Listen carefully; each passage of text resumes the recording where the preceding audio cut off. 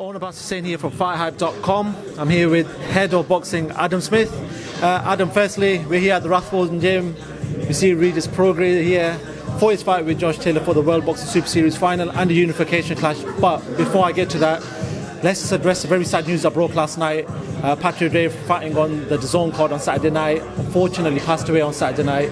Last night. Just give me your thoughts on that. It's a very sad time for the boxing community, but just give me your thoughts on that. Yeah, we're devastated as a team at Sky Sports Boxing, as everybody is in the boxing world. You know, we're here for Regis Prograis, and fighters have to move on. They have to concentrate on their own careers, but it's very, very sad, and it is when things happen, when tragedies occur in this sport. It's a high-risk sport, as we all know. Every fighter knows the dangers of getting to the ring, but they sort of block that out, and they don't think of that. They think of, winning fights. Obviously, they have to, making money for their families. And he had a dream, Pat Day, as so many do, to become a world champion.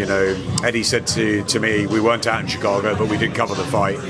And Eddie said on Thursday, he spoke to him at the press conference, and he was such a lovely guy, and he came from a really good family, and I think that that showed he didn't have to box. He could have gone on to do other things, and he wanted to. It was his choice, and he took that road, and it's just devastating for all of us when this happens. I think boxing is a difficult, unpredictable, controversial business, but I think when things like this happen, it's a bit like the boxing writers' dinner when everybody comes together for a night, and almost like the knives are put away and the pens are put away, and everybody just sort of comes together, whether you're on rival broadcasters, rival promoters. Everyone comes together and respects the fighters, and I think that's exactly what this sort of thing does. The occasional but obviously completely tragic news when we lose a warrior affects everybody, and we work long hours in this sport, and they work immensely hard, the fighters, to deliver us the entertainment, and I think it's terribly sad. So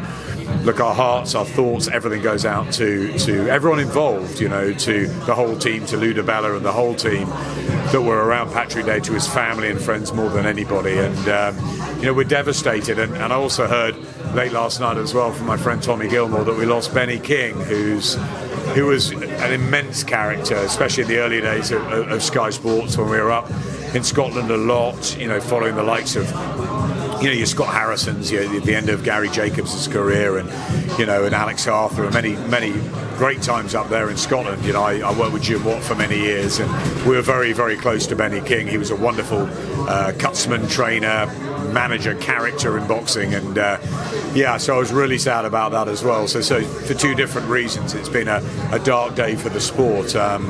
But I think that Patrick Day would have wanted everybody to go on. I'm sure he would want Regis Prograis to live his dream next weekend, and that's what the fighters are like. At times like this, I turn to my friend Spencer Oliver, who obviously lived through and survived a near devastating tragedy, and he says to me, I'd do it every day of the week and twice on Sundays again. So that's fighters for you.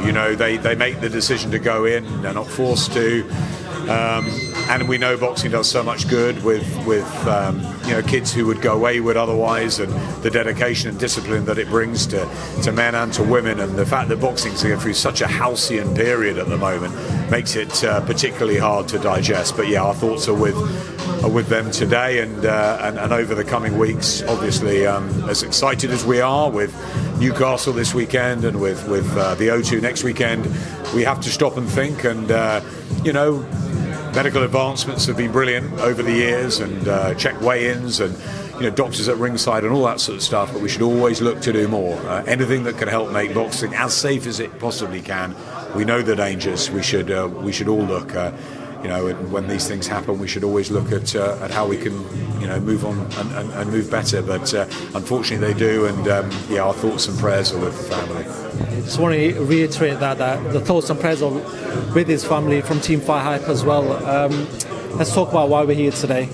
We got Regis Prograis working out for a big fight in world boxing. Anytime you see two great fighters come But when you talk about unification clash, there's two belts on the line. There's also the Muhammad Ali Trophy on the line. Just talk to me about this fight between Josh Taylor and Regis Prograis. Give me your thoughts on that fight. I think it's a wonderful matchup. I really do. The World Super Series has delivered the perfect final. Very impressed with Regis Prograis, who's been over here a couple of weeks already. Big team, serious intentions, and I was in Los Angeles a couple of weeks ago with his manager, and we were at the Spence Porter fight, and there's a lot of feeling over there that Prograis could be the next big thing. Errol Spence as well, our thoughts go out as well after that horrendous car crash. It's been a couple of weeks, it really has. But yeah, Regis is unbeaten. He's dangerous. He's a fantastic fighter. But so is Josh Taylor. I've been a big supporter of Josh Taylor's for a long time. I've wanted him on Sky for a long time, and when we got him to Sky for the semi-final up in Scotland, he was brilliant. I wasn't there that night. We were in America. We had two events on the same night, so I had to watch it on the feed. But it looked a fantastic atmosphere. Everyone there told me it was. I think Josh brings so much to the ring. He's a clever southpaw. He's got so much skill. He's got a big heart. He's got wonderful aggression. He's great to watch. I think it's a fantastic clash. It's it's the old cliche, but it is a complete pick'em. It's a complete 50-50, and I think it'll be very tight. And I think it's for sort of those in the trade, it's the dream matchup. It really is. And on a bill that's got something for the casuals, the heavyweights with Chisora and Price. We've got obviously Ricky Burns and Lee Selby. We've got a Coley in a tough fight. We've got Conor Benn. It's a great card, maybe one of the best of 2019. So we'll all be very excited for it as the days come through. But obviously, it's a difficult one today. Personally, for me, I find these news. The news when a fighter goes is very difficult to digest. I was there for James Murray and back in 1995, a year after I begun at Sky, and I had to live through that, and I questioned myself whether I wanted to stay in boxing back then. And a chat with his mum actually made me continue, and she said it wasn't boxing that killed James Murray. He would have been in masses of trouble with the drugs and all that in the city in the States of Glasgow, and she said boxing saved my son. And I think when you hear a mother say things like that just resonates hugely. And I like to think at these times all the good that boxing does, and the dedication and the structure it gives so many men, women, kids, and it's very difficult. But the boxing world will move on, and we will never forget, but it will move on, and we will get excited about these fights, because that's what happens. And it's a tremendous bill next Saturday at the O2. It's a tremendous bill this Saturday in Newcastle. We're up tomorrow. We've got a fantastic card. We've got top of the shop Lewis Ritson and Robbie Davis Jr. It's a fantastic fight. Again, another one you can't call. Ted Cheeseman and Fitzgerald, and Savannah Marshall as well going great. So really looking forward to it. Packed out in Newcastle. It'll be huge at the O2. Then it just rolls into Katie Taylor the week after. We're in LA for KSI and Logan Paul and Billy Joe and Devon Haney. Then we're into Callum Smith and obviously AJ and Ruiz's rematch. There's so much for boxing fans to look forward to for the rest of the year. But I think today is a day that we do have to just take stock and reflect. And I'm sure Regis is, I'm sure every single fighter is, but at the same time they've got to then block it out and concentrate on their business and making their dreams come true, and on they go. So as I said, our thoughts are with everybody affected with the sad tragedy of Pat, and we move on. The question I want to ask you in regards to that then is, when something like this does happen in the sport, there's a lot of people in the media or in the news talk about the sort of dangers of boxing and even potentially banning it. There's been a lot of talk about it in the past, whether boxing should be banned. What would you say for somebody like with your experience in the sport? You've been covering this sport for however long you have been, 20, 30, 40 years, however long it's been. What would you say to them people? I think you've got to be in the sport. I think that you look around you today in the media that we see, week in, week out, and it's a community boxing. My mum said to me years ago, she said, "Oh, why are you going into boxing? That's so, bad. That's so," and now she's the biggest fan. So I think, you've got to understand that we get really, really close to our fighters. They give amazing access. You get to learn about their families and their lives. You see them, work so hard. There's no more dedicated athletes than fighters. And also, there's just huge amounts of good that boxing does. Whether it's just keeping fit in a gym and hitting the pads, doing boxercise, whether it's troubled kids on the streets. Richard Riakporhe is a great story of someone who came from a gang. There's so many fighters that have come from prison spells, whatever, who have reinvented themselves. Curtis Woodhouse, the other night at the Boxing Writers' Dinner, talked about being a Premiership footballer. Then he wanted to fight, and he said since he laced the gloves up, he said he's not had so much as a parking ticket. Before he did, he had 24 convictions. So it does do a lot of good. We can't always defend when this happens. We can say, look, other sports equally dangerous. There are many other sports which, you're driving fast cars, you're a jockey on a horse, you are in the middle of a rugby match, there's so many different dangers out there. I think boxing, obviously, people are seeing that there are two people hitting each other, so that's where that debate comes in more than with other sports.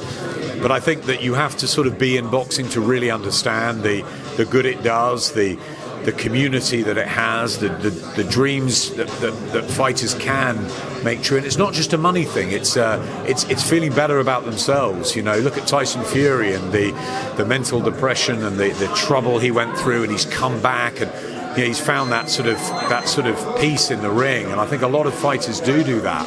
I worry beyond their careers. I think that probably more needs to be done after the fighters finish to make sure that they still have that structure, because if you're training since you were a kid and then suddenly it's over and you've made some money, maybe lots, maybe not, but you're 35, 40 and you've got the rest of your lives in front of you. You have to make sure you're dedicated and disciplined and structured, and there's a reason to get up in the morning, and I think that area needs to be looked at still. But as far as I think, look, if people are going to say it should be banned, they don't know boxing, they don't know the good it does, they don't know the amazing opportunities it gives people that wouldn't get those chances. And at the end of the day, it is up to the individual. They are the ones that go into the ring.